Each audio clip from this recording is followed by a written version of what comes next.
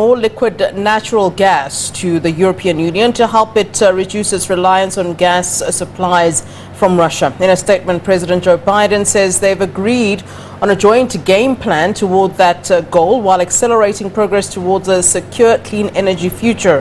Biden, who has been visiting Europe, says that the initiative focuses on two core issues. One, helping Europe to reduce its dependency on Russian gas as quickly as possible, and secondly, reducing Europe's demand for gas overall.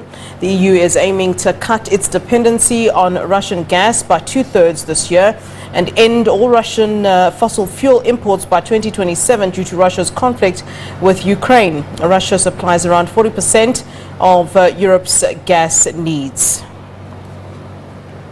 Right, let's get the latest then from Brussels. We're now joined by correspondent Ross Cullen. A very good afternoon to you, Ross. Let's talk about what's coming out of Brussels today. Certainly, if the EU leaders are indeed meeting and striking deals so that there's less reliance on gas from Russia, that does seem as though there is some sort of panic. I mean, the fact that you'd have to address the fact that there is some sort of reliance on Russia, and maybe this certainly goes back to what was said before. Was the decision on sanctions really cutting the nose to spite the face?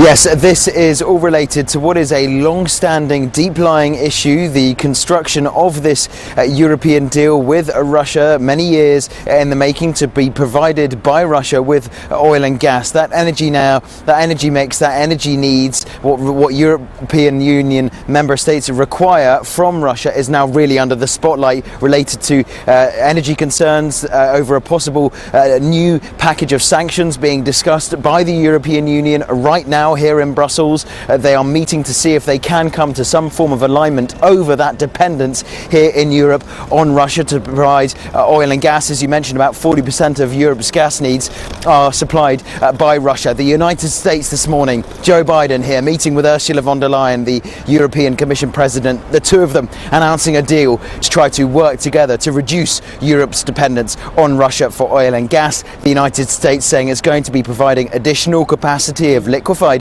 natural gas to Europe to try to help reduce that reliance. And I mean, I want to talk about this particular dependence or reliance and what the alternatives are. I mean, when we're talking about 40% reliance, that is a huge chunk, and that's a big kind of dependence that we're talking about. And to quickly and so hastily have to discuss it due to something that perhaps we didn't see coming, which is, of course, the Russia-Ukraine conflict might be problematic. I mean, if we're talking about alternatives from a long time ago, and it had been something that had been planned, it might have been easier to move to those other alternatives. How difficult would that process be to move to alternatives, given the amount of dependence and over-reliance on Russia?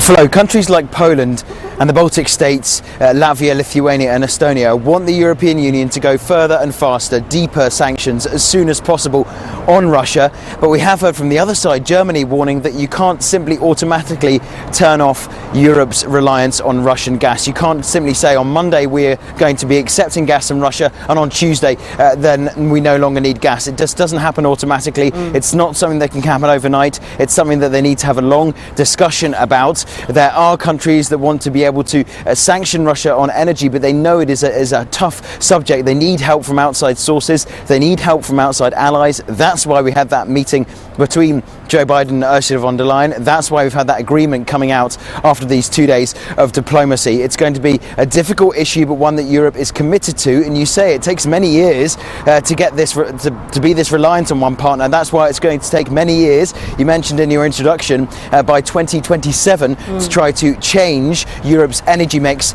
to create an independence, so they do not have to rely on Moscow for their energy needs. And in the interim, while this is all being figured out of how to transition and looking at the alternatives, who would be suffering the most? Because, if we're looking, in fact, we just crossed to our Moscow correspondent, and it seems, that the Kremlin isn't too perturbed at this particular point. We don't know in the long term. But let's talk about in the interim, during this time, who will feel that particular pinch?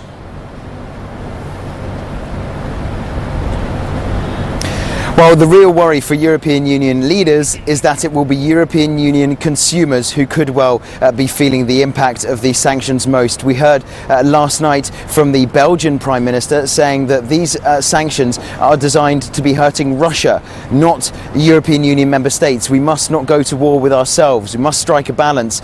We did hear also from the German Chancellor, who warned that Europe could potentially be tipped into recession if it does not structure this conversation about possible energy sanctions on Russia in the correct way. Emmanuel Macron, the French president, also warned of a possible food security crisis coming down the line if there is not a complete agreement and a complete clear plan from the European Union leaders on how to proceed, as they want to continue to support Ukraine, but also, as we're discussing, continue to pressurize Moscow, continue to try to isolate the Kremlin to force it to stop its invasion of Ukraine.